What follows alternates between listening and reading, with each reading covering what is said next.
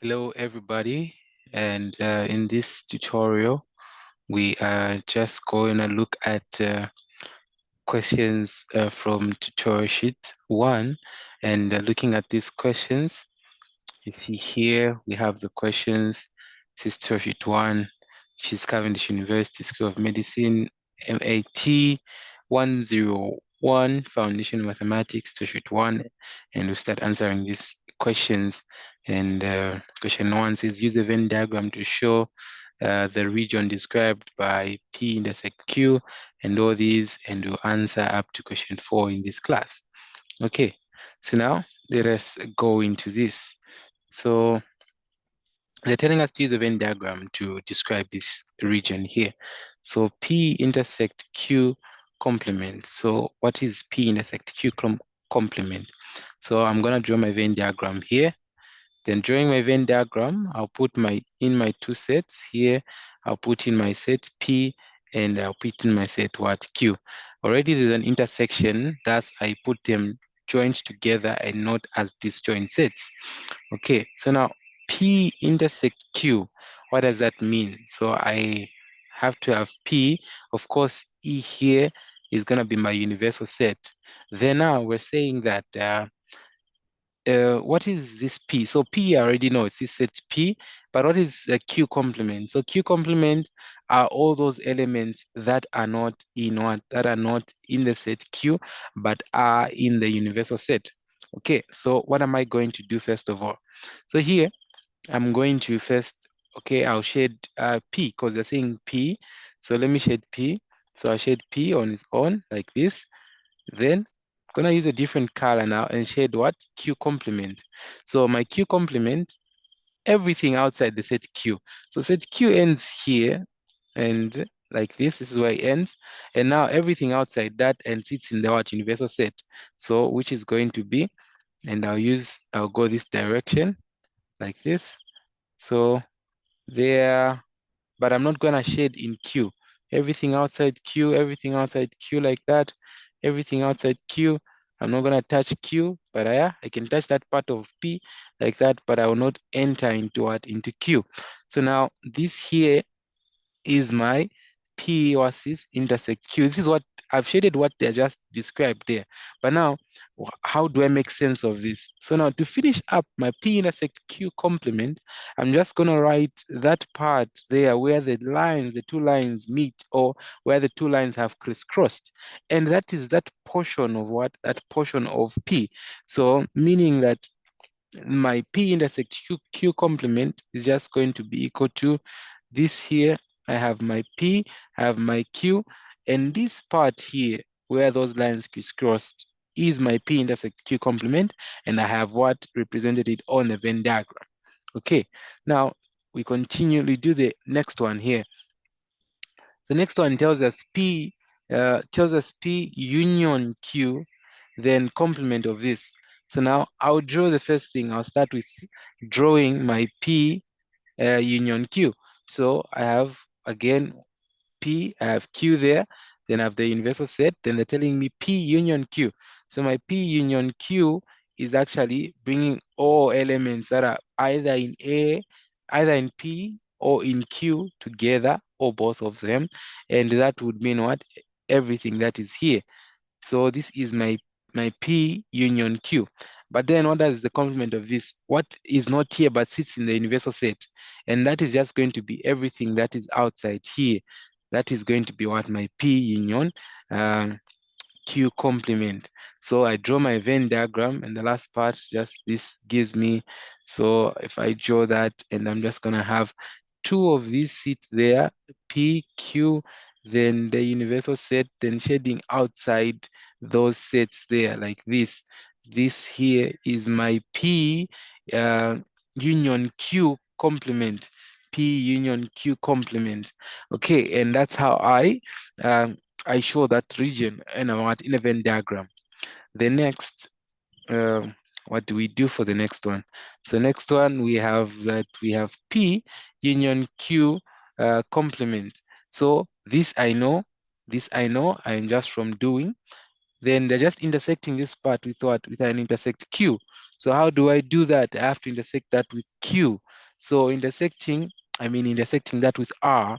So intersect R, meaning I have what? I have 3 sets now. I do not have 2 sets only. Now I have what? 3 sets. And how am I going to do this? So let me draw my 3 sets. So say we have this, and we have that there, that, and another one there. So we say this is P, that is Q, and we have R right here. So I'm going to first shade my P union Q complement. So P union Q is here, then this is of course the universal set. Then outside, what does not unite those two, or what does not bring all elements of those two together is my what? Is my complement. So everything outside that there, which includes this part of R right here, like that, is going to be my my P union Q complement. Then now they're telling me intersect this with R. Intersect this with R. So what I do is I shade R. So I'm going to shade R, and this is R here, like that. That is R. Then now I check, where do these lines crisscross? They crisscross on this part of R here.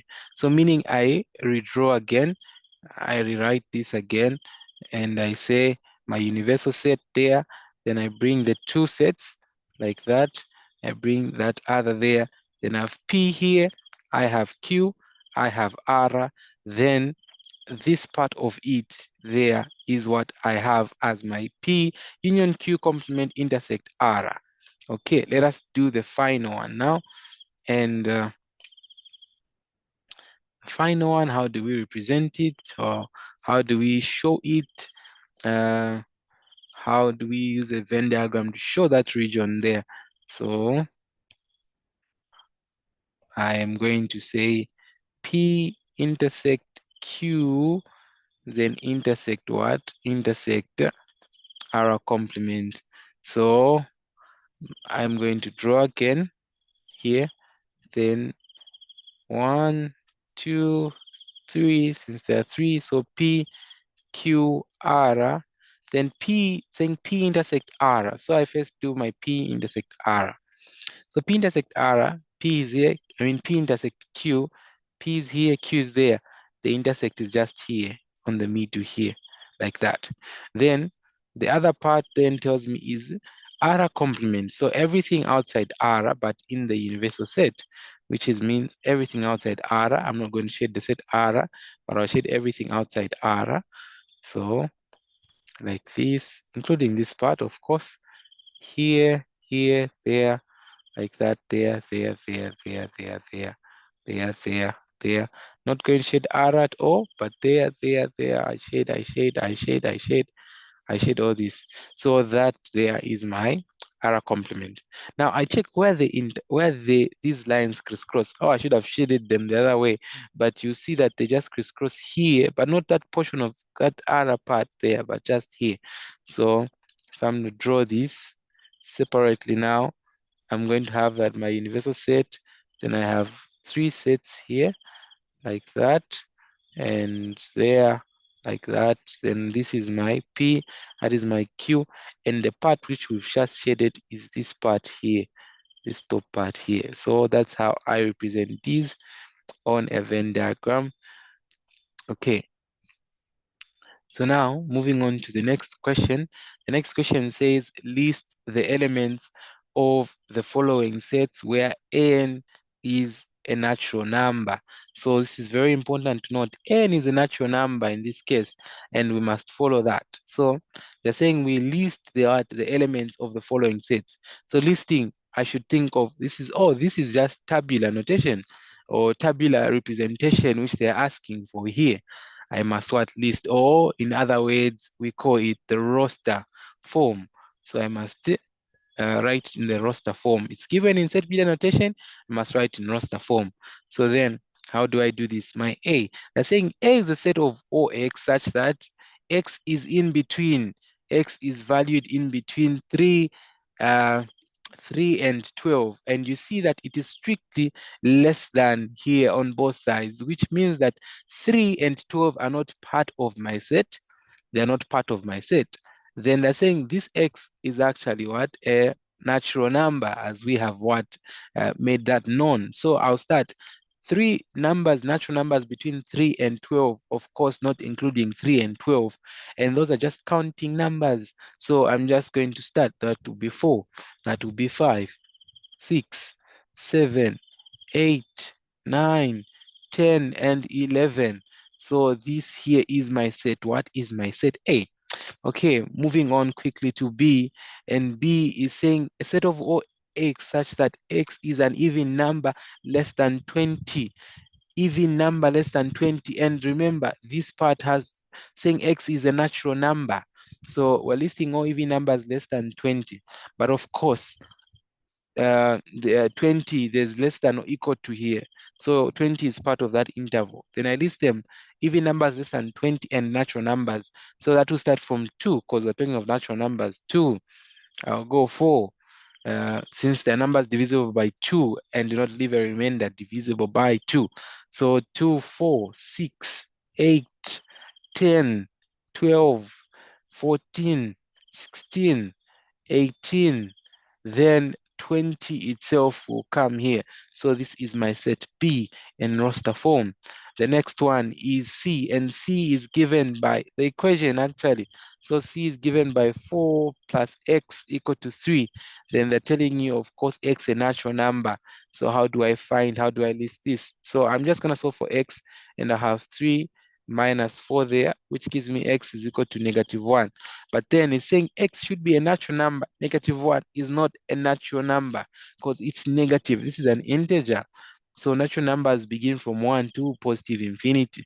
So which means that my set C is actually what? Empty. So I can represent it like this, or I can say that C is equal to the empty set like that. Okay, from here, what am I gonna do next? So now we're saying D is X is a multiple of 3. So D, I write it here. So D, we're just saying X is a multiple of 3, meaning the numbers that 3 can divide into without leaving what? A remainder. Numbers that 3 can divide into without leaving a remainder. And this is a natural number. We're saying it has to be a natural number, meaning it has to be positive. We already know that. So this will start from what? 3 itself, because 3 can divide into 3 without leaving any remainder. 3 can divide into 3 without leaving any remainder. Then I'm going to have that I'll have uh, I'll have the next one, which is 6. So there's 6, then there's 9, then of course there's 12, there's 15, and going up to infinity like this. So I just list up to 15, then I close it there, knowing that they keep on going like that.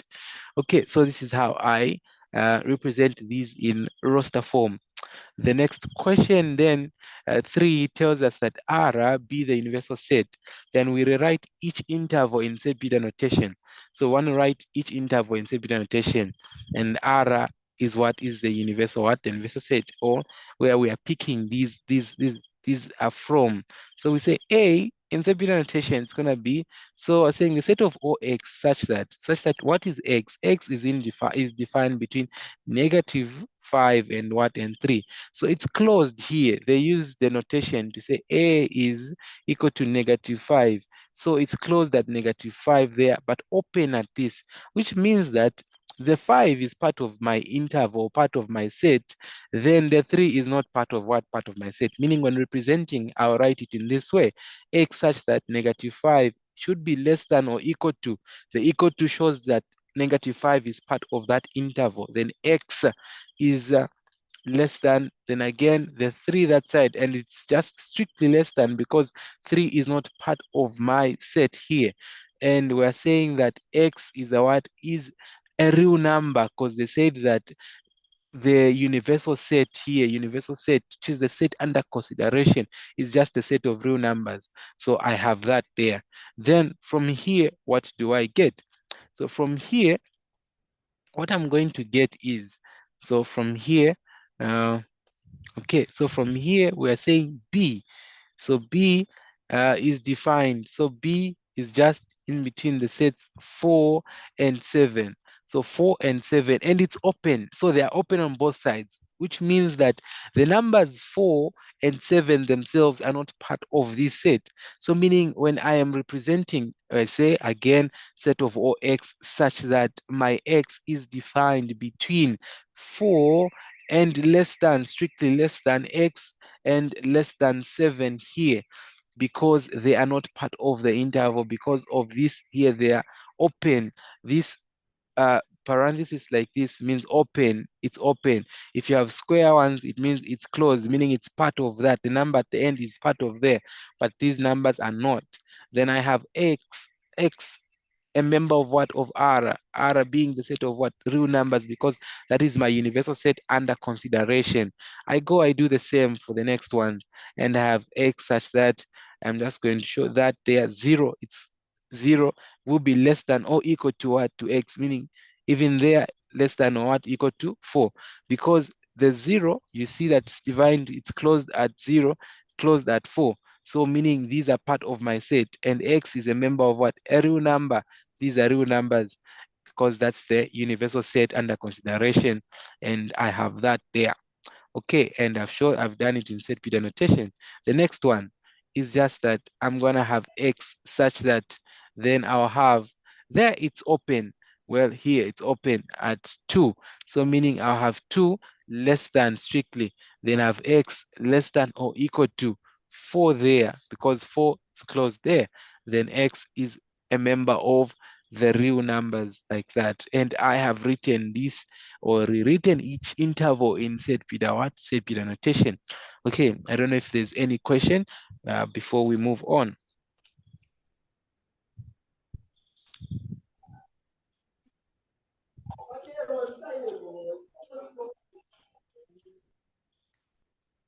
Yes, you can go on. Can I ask your question?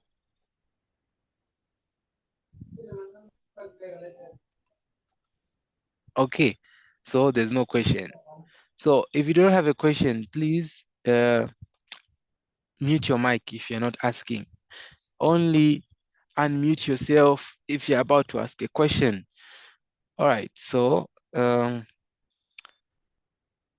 okay, so the next question that we have, so the next question is this one, and of course this is gonna be the last, as we said. So we're saying use set Peter notation to describe the shaded region of the following. So the one has to use set Peter notation to describe the shaded region. So let me just enlarge this a bit. Okay, so I do this, people should be able to see. Okay, now how do I use a bit annotation to describe the region there? So when I look at this here, what is shaded is the entire set A and B. The universal set outside there is just not shaded. So what does this mean? I have set A and B, and it means that if there's an element here and an element there, but the whole thing here is shaded, it means I'm bringing all elements, or it's a set having the collection of elements that are either in A, in B, or in both. So everything all together. So that there, I can see, see it clearly that that is just A union B. So my first part, A is A union B. Okay, then what's the next one now? The next one, for this one, only this part here is what is shaded. So only that part there is shaded. But what does that mean that that part is the only one shaded? So you see that that's P and Q. So P is not what? P here is not shaded at all. Then I have my Q, this part of Q being what? Being shaded. So how do I work around that? So remember our first example which we had. I think let me rush back to it. It should be this first one here. So to recap a bit to those that were not here, you see that the first one we said representing it on a Venn diagram. So you have your P in, so you're going to to to put your set there P, so universal set, then you say P and Q there. So to write this out, I'm going to say my P, I shade my P first. since it's just saying P, so I shade P, all of it. Then my Q, then I say Q complement. So Q complement all elements that are not in Q, but are in the universal set. So meaning elsewhere now, apart from that part of Q. So which is I shade in this direction that you see. And you see that after shading all this, where I check now, where do these lines crisscross? These lines have crisscrossed here. So if I separate that out, you see that I just have, this is this part here that has been shaded. But now you see from the question that we're actually doing that, oh, it's the same, it's the same concept here. Look at back here. So look at back, we have P, so that's the P and the Q complement. So that is the same thing, that is what that is happening here. So you see that what is not shaded now is the P. So the P is the one which is not shaded. So if I'm to write this, meaning it's P complement intersect what? The set Q. P complement intersect the set Q. And that there is how I describe this. So yeah, so that's how I describe this. Then I have the next one and I have 3 sets here.